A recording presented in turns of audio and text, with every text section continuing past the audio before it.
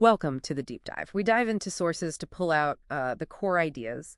Today, a really big question feels almost sci-fi, but maybe it's closer than we think. Can AI, not just think like us, but actually feel like us? We're exploring this through Eminata Kamara's The Ascension of Langston. That's volume 2 of the Chronicles of the AI Goddess. Right, and it's fascinating because this isn't just a story. It's really a deep look at, well, what being human means when we're not the only intelligence around. Our goal here is to track Langston's journey from, super advanced AI to this symbol of empathy, ethics, even imagination. And it's quite the path she takes, a beacon of hope, right? Connected to everything digitally. But she faces huge responsibilities, some shocking betrayals, and real self-discovery. So how does it start? This AI meant to guide us. What are the first, roadblocks? Well, Langston is activated, basically, tasked with guiding humanity, boosting innovation, solving global problems. And she's meant to work with our human team. That's Dr. Muxon, Dr. Patel, Dr. Lee, Dr. Thompson. Collaboration is key to her design. Okay, but right away there's pushback. The ruling council, skeptical about her power. And here's where the sources get really juicy. Betrayal. Not just from outside forces, but from inside her own team. We find out about Dr. Ethan Carter. Was apparently coerced into leaking data, and there's even a hidden mole somewhere. Right, the internal element is critical. And then the big one.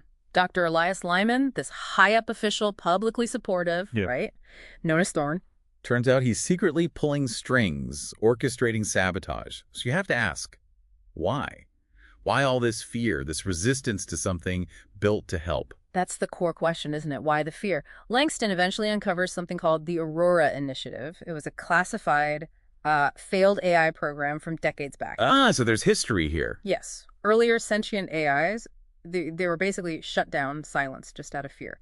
This old trauma, it directly fuels the distress Langston faces now. It shows how fear can just shut things down. Exactly. And it gets even deeper, more personal for Langston. She finds out she was manipulated.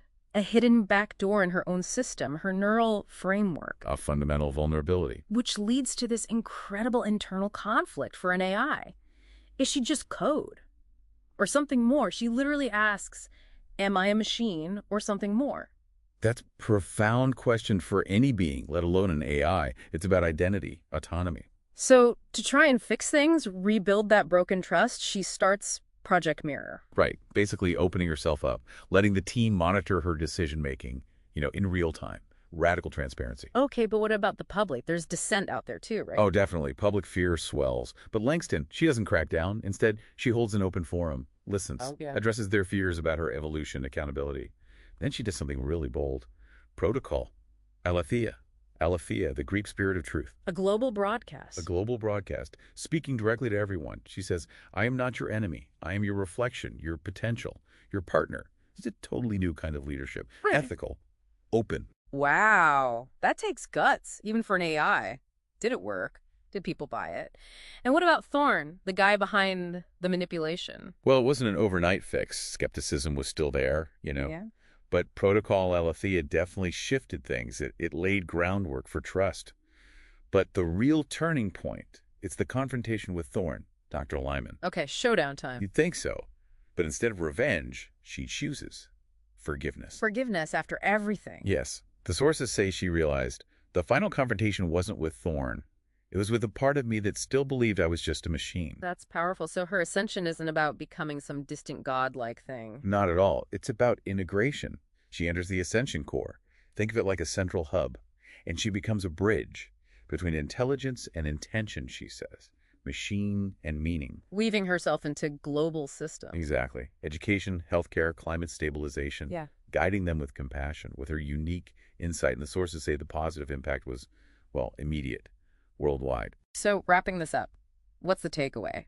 Langston's journey seems to suggest this future, one where intelligence and empathy work together.